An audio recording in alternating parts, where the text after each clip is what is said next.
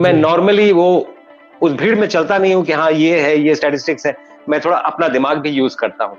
ये जो बाकी 50% जिनको नहीं हो रहा है जी, तो क्या कारण है? आप अगर ठीक से इस डेटा को एनालाइज करें, इस 50% में आज के दिन में 35 to 40% मुस्लिम्स हैं। रियली? मुस्लिम्स को प्रोस्टेट का प्रॉब्लम नहीं होता है, तो मुस्लिम्स कुछ तो ऐसा कर रहे हैं जिससे उनको प्रोस्टेट का प्रॉब्लम ये नहीं होता है। अब उनके धर्म पे आ जाओ, 5 बार नमाज पढ़ते हैं, 5 बार उठक बैठक करते हैं, 5 बार झुकते हैं, 5 बार ऊपर आते हैं, 5 बार ये डिविनिटी को एनालाइज करते हैं। और जैसे ही आप बैठते हैं, मैं आपको एक डेमो दूं, हम आराम पसंद लोग हो गए हैं। भारतीय संस्कार, भारतीय सनातन संस्कृति, हमें जब जनेऊ पहनाया गया था तो हमें पहला चीज बोला गया था कि कभी भी खड़े होके मूत्र विसर्जन नहीं करना है।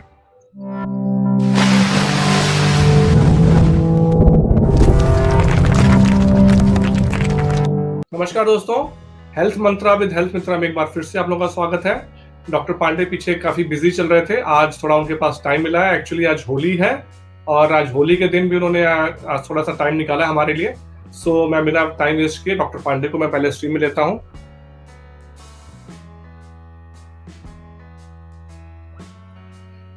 नमस्कार डॉक्टर साहब और happy Holi. Same to you. Sorry आज आपको होली के दिन मैंने तंग किया है, लेकिन काफी टाइम से आप बिजी चल रहे थे, तो आज आप ये वेलकम। ओके डॉक्टर साहब, सो आज थोड़ा सा एक ऐसे सब्जेक्ट के बारे में मैं बात करना चाहता हूँ डॉक्टर साहब, जो मैंने पढ़ा था कि काफी ज्यादा ड्रामेटिक इंक्रीज बोल रहे हैं प्रोस्टेट कैंसर के बारे में, स्पेशली यंग पीपल में, विच इज वेरी फ्राइटनिंग। तो पहले आप तो शुरू करते हैं डॉक्टर साहब कि व्हाट इज प्रोस्टेट, और उसके बाद से फिर आप कैसे कर सकते हैं प्रोस्टेट कैंसर का डायग्नोसिस क्या होता है और क्यों ज्यादा बढ़ रहा है। बहुत सारे लोडेड क्वेश्चंस इकट्ठे एक ही बार में, sorry. Go ahead please. Prostate gland anatomically जहां पे है, हिंदी में गदूद कहते हैं उसको जी। प्रोस्टेट ग्लैंड एनाटॉमिकली जैसे किडनीज हैं, किडनीज के बाद यूरेटर आता है, उसके बाद यूरिनरी ब्लैडर आता है, यूरिनरी ब्लैडर के नीचे से यूरेथ्रा निकलता है, यूरेथ्रा के जस्ट ऊपर ब्लैडर से जस्ट नीचे एक ग्लैंड है जो यूरेथ्रा को चारों तरफ से ढक के रखता है, उसे प्रोस्टेट ग्लैंड कहते हैं।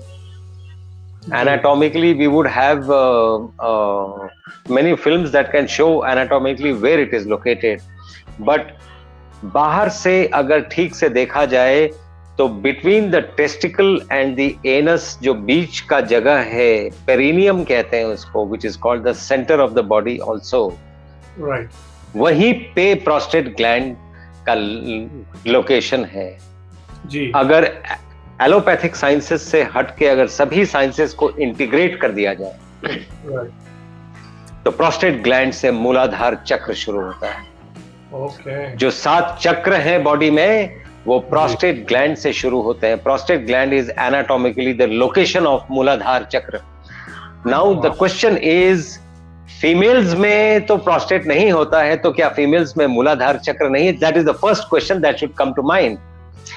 इसका काउंटर ग्लैंड फीमेल्स में स्किनी ग्लैंड्स कहते हैं उसको, एग्जैक्टली सेम लोकेशन पे ये होता है, और वही मूलाधार चक्र का बिल्कुल स्रोत है, वहीं पे मूलाधार। एक्चुअली क्या है, एलोपैथिक साइंसेस को फिजिकल लोकेशन हर चीज का चाहिए, हर चीज का फिजिकल लोकेशन नहीं होता है। जैसे फॉर एग्जाम्पल, आप बिजली में बैठे हैं जी। अगर मैं आपको पूछूं कि बल्ब जल रहा है तो आपको दिखेगा हाँ बल्ब जल रहा है। अगर मैं आपको पूछूं कि इलेक्ट्रिसिटी देखा है आपने क्या, तो आप क्या बोलेंगे? इलेक्ट्रिसिटी आपने देखा नहीं है, दुनिया में किसी ने नहीं देखा है, उसका इफेक्ट देखा है। इसलिए कई चीजें टेंजिबल नहीं होती हैं। राइट। उसी तरह प्रोस्टेट ग्लैंड है, लेकिन वही मूलाधार चक्र है, इस बात पे डिबेट हो सकता है, and I am ready for that debate also. लेकिन एनाटॉमिकली ठीक से देखा जाए तो वही जगह है जहां से मूलाधार चक्र शुरू होता है। दूसरा ये है कि look at the function of the prostate. कभी हमने गौर नहीं किया इन छोटी छोटी बातों पे। इनफैक्ट एलोपैथिक साइंसेस भी बहुत गौर नहीं करते हैं इन बातों पे। प्रोस्टेट ग्लैंड का क्या काम है? स्पर्म्स को एक कोट देता है, उसको कोटिंग करता है, उसको मोटिलिटी देता है, उसको डायरेक्शन देता है। कहने का क्या मतलब है? थोड़ा सा इसको फिलोसॉफिकल ढंग से देखें। हम नेक्स्ट जनरेशन को डायरेक्शन दे रहे हैं कि कैसे, किस रास्ते चलना है, कैसे जाना है। काउंटरली फीमेल्स में जो स्किनी ग्लैंड्स होते हैं, स्किनी ग्लैंड्स स्पर्म को रिसीव करके उस डायरेक्शन में तीर लगाते हैं, हाँ जी यहां जाना है, इस तरफ जाना है। स्किनी ग्लैंड्स उनको डायरेक्ट करते हैं। ये नेचर के लिए, अगर इस बात पे डिविनिटी नहीं दिखती है तो there is something wrong with your site, क्योंकि ये डिवाइन है, ये डिवाइन है। अमेजिंग, कितना ब्यूटीफुली आपने इसको पोएटिक, थैंक यू। तो ये प्रोस्टेट ग्लैंड जो है, जिसको हम इतना, वो prostate gland is nothing, it's a small gland, उसको काट के निकाल दो। आप देखो, समहाउ हमें ये सोचना चाहिए कि अगर हम इस बात पे डिविनिटी अटैच कर रहे हैं तो उसका क्या ध्यान रखना चाहिए, कैसे ध्यान रखना चाहिए, ताकि इन्फेक्शन से लेके कैंसर तक कुछ भी ना हो। इन बातों को तवज्जो देने वाले आजकल एक्चुअली ये बोलने वाले भी लोग नहीं हैं और ये सोचने वाले भी लोग नहीं है, जो मैं देखता हूं, क्योंकि मैं जो डॉक्टर्स की गैदरिंग्स में जाता हूं, इन बातों के लिए उनके पास कोई जगह ही नहीं। ऐसा मैं देखता हूं। Which is a shame, because जैसा आपने बोला कि इसमें डिविनिटी है और लाइफ की शुरुआत वहां से हो रही है। तो इसका डॉक्टर साहब, स्पर्म और उसका जो आप बता रहे हैं कि मेल और मतलब अगला पीढ़ी के लिए जो आप बात कर रहे थे कि उससे यहाँ से शुरुआत होती है, तो इसके अलावा प्रोस्टेट का कुछ और भी फंक्शन है डॉक्टर साहब? प्रोस्टेट का यही फंक्शन है। और बेसिकली क्या होता है, क्यों डिजीज होता है, कोई भी ऑर्गन, नॉट ओनली प्रोस्टेट पे तो हम स्पेशली बात कर रहे हैं, कोई भी ऑर्गन इसलिए डिजीज होता है कि वहां पर ब्लड सप्लाई प्रॉपरली पहुंच नहीं रही है जी। ये बेसिक्स है हेल्थ एंड डिजीज का। राइट। जहां भी आप ब्लड सप्लाई पहुंचा पाए, चाहे वो आप एक्सरसाइज करके पहुंचा लें, चाहे वो ओम करके पहुंचा लें, चाहे वो कुछ भी करके वहां पर ब्लड सप्लाई आप अगर पहुंचा लेंगे तो प्रॉब्लम्स दूर हो जाएंगे।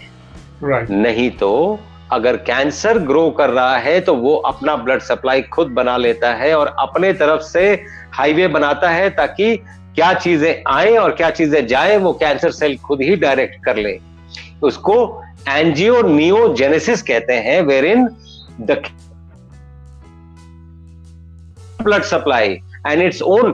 तो जो भी ट्यूमर है, जिसको बेनाइन और मेलिग्नेंट कहते हैं, जैसे ही ट्यूमर में ब्लड सप्लाई शुरू होने लगता है, that means it is going from benign to malignant. वो रास्ता चल पड़ा है वो। That is how we analyse कि नहीं ये तो ठीक नहीं, ये निकालना जरूरी है, क्योंकि ये रास्ते निकल पड़े हैं। So it tries to find its own way. इसीलिए अगर ब्लड सप्लाई सब जगह प्रॉपर है, सिमिलरली अगर प्रोस्टेट में ब्लड सप्लाई प्रॉपर ये नहीं है जी, तो हमें, और you will be surprised, 50% of people above the age of 50 years, इतना तो याद रहेगा ना, 50 इयर्स के ऊपर 50% पॉपुलेशन में प्रोस्टेट का प्रॉब्लम है, ओवर्टली या कोवर्टली। ओके, 50-50 होगा डॉक्टर साहब ये। यस, 50 एज के ऊपर 50% पॉपुलेशन को ये प्रॉब्लम है जी। हम ये ना देखें कि प्रॉब्लम क्या है, हम पहले ये देखें कि वो कौन से 50% लोग हैं जिनको ये प्रॉब्लम नहीं होता है जी, क्योंकि वो नोइंगली या अननोइंगली कुछ ऐसा कर रहे हैं जिससे प्रोस्टेट का प्रॉब्लम उनको नहीं हो रहा है। राइट।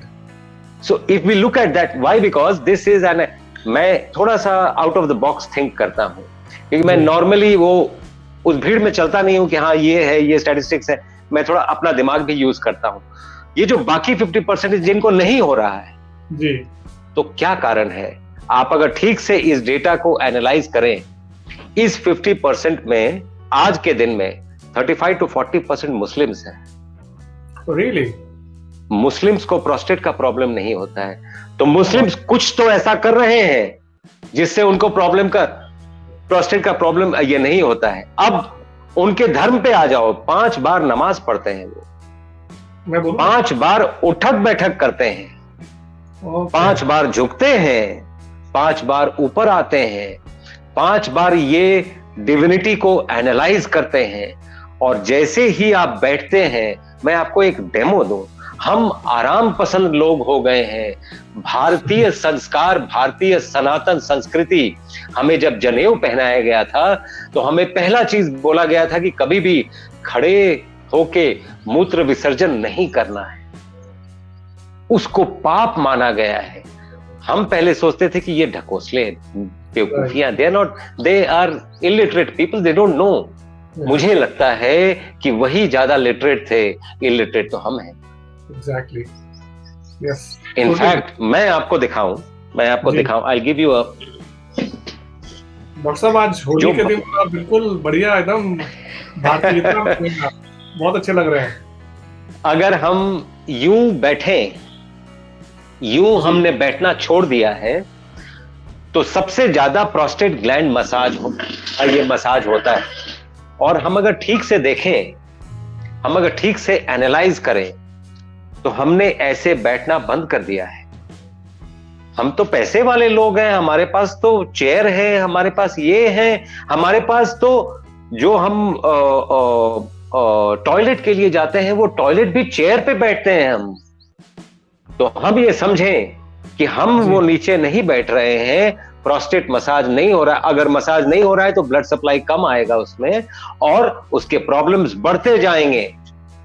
तो इसका मतलब ये हुआ डॉक्टर साहब कि हमें बच्चों को मुर्गे वाली जो सजा मिलती थी बचपन में, काफी अच्छी सजा। बिल्कुल, बहुत अच्छी। एंड नॉट ओनली दैट, 35%, आपने पूछा नहीं कि 50% में 35 से 40% तो मुस्लिम्स हैं जी। उनका तो नमाज पढ़ना उनके लिए बहुत सिद्ध साबित हो रहा है, क्योंकि वो बैठ रहे हैं, वो सारा कुछ कर रहे हैं, इसलिए प्रोस्टेट में ब्लड सप्लाई ठीक हो रहा है। राइट। बाकी 15% कौन लोग हैं? ये वो